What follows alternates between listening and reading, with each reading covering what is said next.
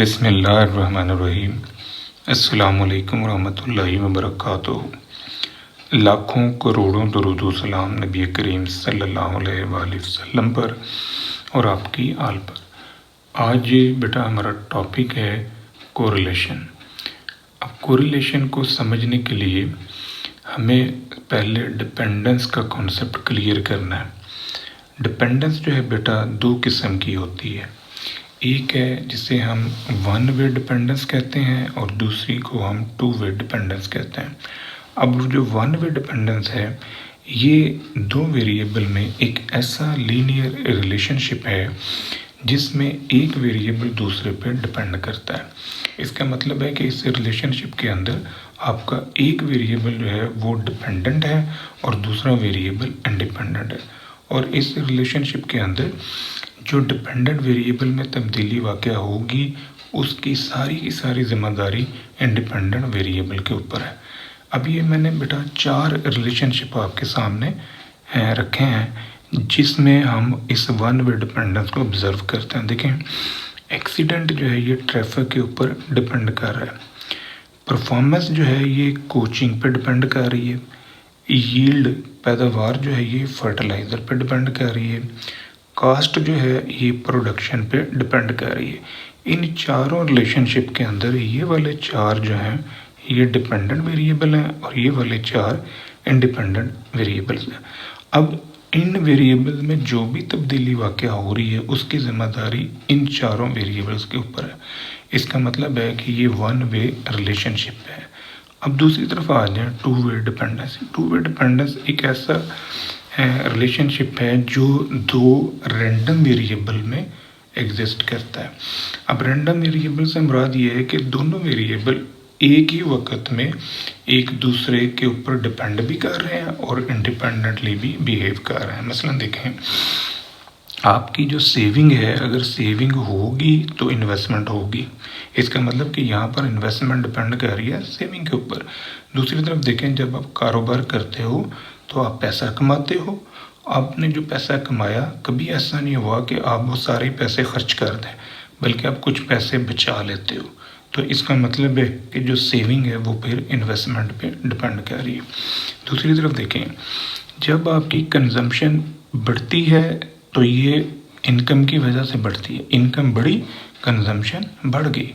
तो यहाँ पर क्या हुआ, कंजम्पशन डिपेंड कर रहा है इनकम के ऊपर। अब दूसरी तरफ देखें, अगर किसी बंदे की कंजम्पशन में इजाफा होता है तो वो उस कंजम्पशन को, उन अखराजात को पूरा करने के लिए ज़्यादा मेहनत करता है, ज़्यादा काम करता है या एक से ज़्यादा काम करने लग जाता है। या ऐसा भी होता है कि उस फैमिली के बाकी अफराद भी काम करने लग जाते हैं जिससे उनकी इनकम में इजाफा हो जाता है। इसका मतलब कि इनकम कंजम्पशन पे और कंजम्पशन जो है वो इनकम पे डिपेंड कर रही है। इसी तरह सेविंग और इंटरेस्ट रेट का जो रिलेशनशिप है ये भी इंटरडिपेंडेंट नौइयत का है। बैंकिंग रूल्स के मुताबिक ये दोनों में जो रिलेशन है वो भी इंटरडिपेंडेंट है। इसी तरह हीट और टेम्परेचर का रिलेशन है। ये जो चार रिलेशनशिप हैं ये टू वे हैं, यानी ये जिन वेरिएबल्स में हम स्टडी करते हैं उन वेरिएबल की नेचर रैंडम है, यानी वो एक ही वक्त में इंडिपेंडेंटली भी बिहेव करते हैं और एक ही वक्त में वो डिपेंडेंटली भी बिहेव कर रहे हैं। अब ये जो बेटा टू वे डिपेंडेंस है इसको हम इंटरडिपेंडेंस भी कहते हैं। यानी कोरिलेशन जो है बेसिकली ये टू वे डिपेंडेंस का नाम है, जिसकी बड़ी खूबसूरत एग्जांपल जो है ना वो बार्टर सिस्टम है, जिसमें आप अपनी ज़रूरियात को एक्सचेंज करते हो ऐसे बंदे के साथ जिसके साथ आपकी ज़रूरत मैच कर जाती है और उसकी ज़रूरत आपके साथ मैच कर जाती है। अब ये जो इंटरडिपेंडेंस है बिटवीन टू रैंडम वेरिएबल, इसी को हम बेटा कोरिलेशन कहते हैं। अब कोरिलेशन जो है ये मेजर करता है degree of relationship between random variable. अब ये जो डिग्री है इसको बेटा स्ट्रेंथ भी कहते हैं, यानी जो कोरिलेशन है ये मेजर करता है कि दो वेरिएबल में रिलेशन है कि नहीं, एक बात। दूसरी बात ये मेजर करता है कि अगर उनमें रिलेशन है तो वो किस तरह का है, यानी क्या वो रिलेशन स्ट्रॉन्ग है, क्या वो रिलेशन जो है वीक है, क्या वो रिलेशन जो है परफेक्ट नौइयत का है। तो इसकी आइडेंटिफिकेशन जो है कोरिलेशन से होती है। अब जो कोरिलेशन है ये हम क्यों यूज़ करते हैं, यानी कोरिलेशन जो है किस सिचुएशन के अंदर हम यूज़ करते हैं।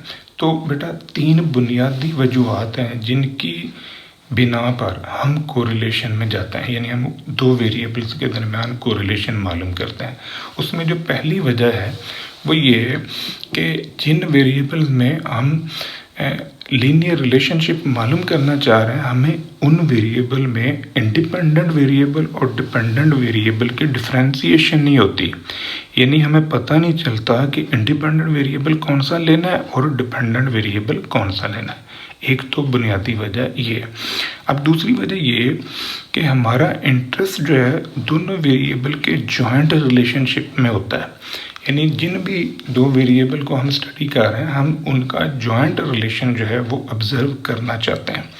तीसरी वजह ये है कि कोरिलेशन वहाँ हम अप्लाई करते हैं जहाँ पर हमारा इंटरेस्ट जो है इस बात में है कि वेरिएबल्स में रिलेशनशिप है कि नहीं है, एक बात। दूसरी, अगर वो रिलेशनशिप है तो वो किस तरह का है, यानी वो रिलेशनशिप जो है स्ट्रॉन्ग है, वीक है, परफेक्ट है। हमारा इंटरेस्ट इस बात में बिल्कुल नहीं होता कि एक वेरिएबल में तब्दीली से दूसरे वेरिएबल में कितनी तब्दीली वाक़या हो रही है, यानी हम इस बात में इंटरेस्ट बिल्कुल नहीं लेते कि इन वेरिएबल्स में जो रेट ऑफ चेंज है वो क्या है। हम रेट ऑफ चेंज में इंटरेस्टेड नहीं है, हम सिर्फ इस बात में इंटरेस्टेड हैं कि दोनों वेरिएबल में जॉइंट रिलेशन है कि नहीं है, अगर है तो कितना है। अब इसी चीज़ को हम स्कैटर प्लॉट्स की मदद से भी ऑब्जर्व करते हैं। ये पहला स्कैटर प्लॉट जो है, यहाँ पर जो मैंने एक्स और वाई वेरिएबल को ग्राफ पे प्लॉट किया है तो मुझे ये एक पैटर्न मिला, यानी जो ऑब्जर्वेशन एक्स और वाई की थी उनसे ये पैटर्न मिला। अब बेटा आप इस पैटर्न को ऑब्जर्व करें तो ये इंक्रीजिंग है, यानी ये बढ़ रहा है। दोनों वेरिएबल जो हैं वाई भी बढ़ रहा है, एक्स भी बढ़ रहा है। ऐसी सिचुएशन में जो आपका कोरिलेशन कोएफिशिएंट है जिसे आप आर कहते हो, इसका आंसर पॉजिटिव होगा। अब इस स्कैटर प्लॉट के अंदर बेटा आप देखें कि यहाँ पर आपके जो वेरिएबल्स हैं उनमें रिलेशन इन्वर्स है, यानी ये नेगेटिव रिलेशन है, एक बढ़ रहा है दूसरा कम हो रहा है, तो यहाँ पर जो कोरिलेशन है इसका आंसर नेगेटिव आएगा।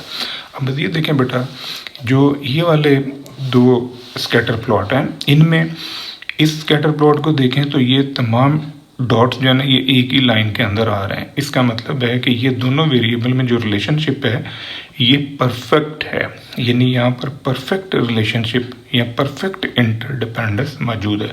अगर हम इन पॉइंट्स को आपस में जॉइंट कर दें तो ये एक परफेक्ट लाइन हमें मिल जाएगी। y भी बढ़ रहा है और x भी बढ़ रहा है।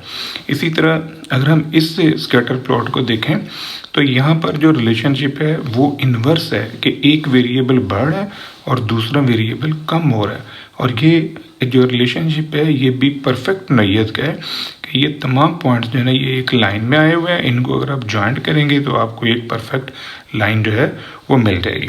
और ऐसी सिचुएशन में जहाँ पर लाइन इंक्रीज़ कर रही है, यानी ये पॉइंट्स इस तरह के हैं कि ये इंक्रीजिंग फॉर्म में और एक ही लाइन में, वहाँ पर जो आर का आंसर है ये +1 है और यहाँ पर आर का आंसर जो है ये -1 होगा। अब मज़ीद देखें बेटा, 2 सिचुएशन हो रहा है।